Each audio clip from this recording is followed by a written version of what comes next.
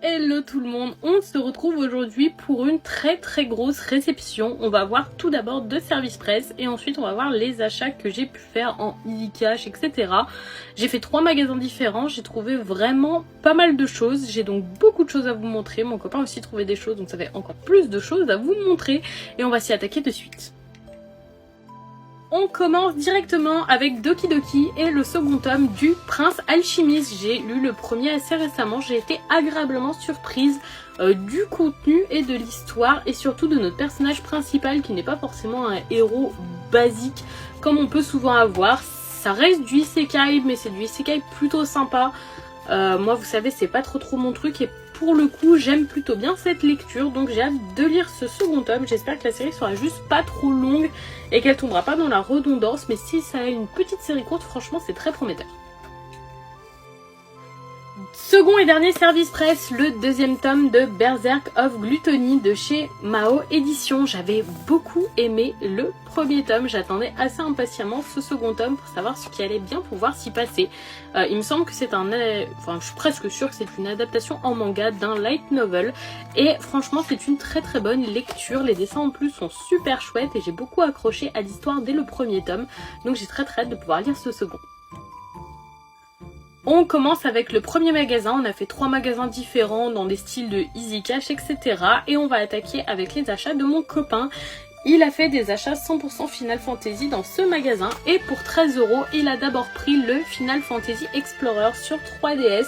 Donc un jeu Final Fantasy qu'on peut faire seul ou en coop, mais mon copain il n'est pas trop fan des gameplays sur console portable. Donc on verra si un jour on le fait tous les deux ou pas, je le testerai je pense quand même. Et donc voilà pour ce premier achat, j'aime beaucoup la jaquette. On continue dans le Final Fantasy et pour 20 €, il a eu le collector de Final Fantasy XIII. Donc je vais vous lire ce qu'il contient tout simplement. Les OST, un livret, 3 lithographies et des stickers et bien évidemment le jeu. Franchement 20 € pour une édition collector d'un Final Fantasy, je trouve ça hyper raisonnable. Donc c'est le volet PS3 comme vous pouvez le voir. Et on n'avait pas du tout de collector Final Fantasy me semble, donc là il a pu en rentrer plusieurs, vous allez voir les prochains et franchement les prix étaient hyper raisonnables dans ce magasin, donc voilà déjà pour ce premier. Second collector pour 20 € également, c'est le Final Fantasy XIII 2. Pour ce collector, l'autre il s'ouvrait par le haut, celui-là c'est plus sympa, c'est un petit coffret qui s'ouvre comme ça, donc vraiment chouette. Et dedans on a les OST, encore un petit artbook, 6 cartes à collectionner, les fiches des personnages et une lithographie et bien évidemment le jeu. Je trouve que celui-là il est plus chouette, en plus le carton est plus épais, il fait beaucoup plus qualitatif, il y a des jolies images derrière. C'est un très beau collector, je trouve c'est typiquement le genre de collector que je prends parce que j'ai trouvé très sympa dans ce style de boîte. Et donc ça complète sa collection Final Fantasy et pareil franchement pour 20 €, il n'y a rien à redire. Et on finit cette série Final Fantasy avec le collector de Final Fantasy Type 0, donc cette fois sur PS4. Pour le contenu, il y a un steelbook doré qui est vraiment très beau, qui contient le CD du jeu et les OST, des cartes un peu façon carte de tarot qui sont stylisées, qui sont très belles, un one shot de 200 pages Final Fantasy Type 0 et un très bel artbook qui est assez gros avec une couverture un peu façon faux cuir. Il est assez gros, vous voyez par rapport à ma tête, il est largement plus grand que ma tête et ça fait encore un très beau collector. 45. Et celui-là il a coûté 45 €, il me souffle les prix parce que je ne me rappelle plus, donc il lui a coûté 45 €, donc pareil je trouve ça excessivement raisonnable comme prix pour un gros collector comme ça. Franchement il s'est régalé sur le Final Fantasy dans ce magasin. On passe ensuite à mes achats dans ce même magasin. Pour 15 €, j'ai trouvé le steelbook de Zelda Skyward Sword qui était exclusif aux précommandes Micromania. J'avais pas souhaité précommander chez Micromania, je préférais les bonus de précommande de la Fnac et je savais qu'il y aurait forcément des gens pour revendre le steelbook et que son prix allait beaucoup baisser. Donc il était 9 sous blister, j'ai viré le blister parce que je m'en fous. Et il m'a coûté 15 €, donc franchement très raisonnable, c'est à peu près les prix Vinted, donc j'en ai profité, ça m'évite de payer les frais de port et de m'embêter à aller chercher le colis. Donc voilà, très beau qui vient compléter ma collection Skyward Sword, pour ceux qui savent pas, c'est mon Zelda préféré. On continue dans ce même magasin et pour 6 €, je me suis pris Monster Hunter Génération sur la 3DS qui manquait à ma collection Monster Hunter. J'apprécie plutôt bien les jeux Monster Hunter, mais dans le fond je préfère quand même les spin-offs comme très souvent pour les JRPG. J'aime les spin-offs de Final Fantasy, de Dragon Quest, de Monster Hunter et je ne suis pas très fan des épisodes canoniques. Donc je sais pas si je le ferai, mais j'aime bien cette licence malgré tout, donc j'essaye d'avoir les épisodes complets. Et franchement pour ce prix là je me suis dit que je prenais pas trop de risques en le prenant quoi. On continue avec le Kingdom Hearts HD 1.5 Remix. J'ai Kingdom Hearts 1, 2, 3, mais j'ai pas tous les 1.5, 2.5, etc. Tous les volets un peu du milieu. Je l'ai payé 5€, c'est un jeu PS3. Il est complet, je me suis dit que 5€ c'était très très bien pour compléter la collection, même si je pense que franchement je le ferais peut-être pas. Je pense pas, parce qu'en plus j'ai été hyper déçue de KH3, donc je suis pas sûre de le faire. Mais au moins je me suis dit que là il y avait pas trop de prise de risque là-dessus. Voilà, 5€, au moins j'étais tranquille.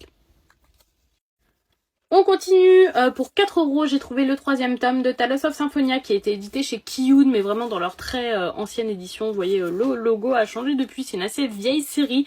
J'avais beaucoup apprécié l'animé, j'aime surtout beaucoup les jeux Talos of Symphonia. J'ai même un tatouage à l'effigie d'un des jeux Dawn of the New World sur Wii, donc j'aime beaucoup, donc ce serait vachement chouette pour moi d'avoir la collection de mangas complet. Donc je me suis pris ce 3e tome, j'avais déjà les 2 premiers, donc autant ça complète. On continue avec quelques romans. J'ai vu dans le rayon qu'il y avait beaucoup de romans Assassin's Creed et ça tombe bien parce que j'ai lu ceux de chez 404 il y a pas longtemps, je les ai adorés, donc j'étais dans l'optique de lire d'autres romans Assassin's Creed d'autres éditeurs et j'en ai trouvé pas mal. Pour 2€, j'ai trouvé Assassin's Creed Hérésie, je pense que ça se lit comme ça, de chez Brightloan. Franchement pour 2€, il n'y avait pas grand chose à redire. Je suis très très contente, je sais pas encore tout ce que ces romans racontent. Je vous mettrai les synopsis, je pense, comme je fais pour les mangas si jamais vous êtes curieux. En tout cas j'ai déjà très très hâte de pouvoir découvrir celui-là et les prochains que je vais pouvoir vous montrer. Ensuite pour 2€ également et aux éditions Bayard, j'ai pris Assassin's Creed Series Last Descendant. Je sais pas si c'est le premier de la série, faudrait que je me renseigne parce que je suivais ces romans parce qu'ils me faisaient vraiment très très envie. Sur Vinted, je sais qu'il y en a plusieurs dans cette série de Assassin's Creed chez cet éditeur, donc il faudra que je regarde si j'en trouve d'autres et si c'est bien le premier ou s'il y a peut-être une chronologie à avoir. En tout cas je suis super contente, en plus j'adore les couvertures qui ont ce petit effet un peu miroir comme ça, puis franchement pour 2€, il n'y a rien à redire, en plus le livre est dans un état nickel, donc j'ai déjà hâte de le lire. Et on finira avec 3 volumes de chez Castlemore, toujours pour 2€. J'ai eu Assassin's Creed Renaissance, qui est le premier de la série Assassin's Creed de chez cet éditeur. Mais il me semble que c'est des one-shots et que résultat, il n'y a pas vraiment besoin de les lire dans l'ordre de leur sortie. Ils suivent l'ordre de sortie des jeux Assassin's Creed. Donc pareil, je vais vous le redire à chaque, mais je suis très très contente. En plus franchement pour 2€, le roman en état nickel, moi ça me régale, donc j'ai aussi hâte de le lire comme tous les autres. Ensuite, toujours chez Castlemore et pour toujours 2€, c'est La Croisade Secrète, donc avec Altaïr en personnage principal. C'est le 3e tome de cette série de romans, donc où on pourra suivre Altaïr. Donc ça c'est très très cool parce que c'est un des personnages que j'avais préféré dans l'univers Assassin's Creed. Donc pareil, à lire très bientôt, 2€ aussi, je sais plus si je l'ai dit, mais autant c'est dit. Ils ont tous coûté 2€ et très contente. Et le dernier, toujours de Castlemore, toujours pour 2€, vous connaissez la rengaine. C'est le 8e opus, donc Assassin's Creed Underworld, qui correspondra au jeu Syndicate. Et pour celui-ci, il y a une petite folie, c'est qu'au milieu, il y a quelques pages comme ça, glacées couleur, avec des artworks ou des petites descriptions. Donc très très chouette, je trouve ça super sympa de faire un petit insert comme ça au milieu du livre avec quelques belles pages. Donc je tâcherai de les lire dans l'ordre et je suis très contente de mes achats romans.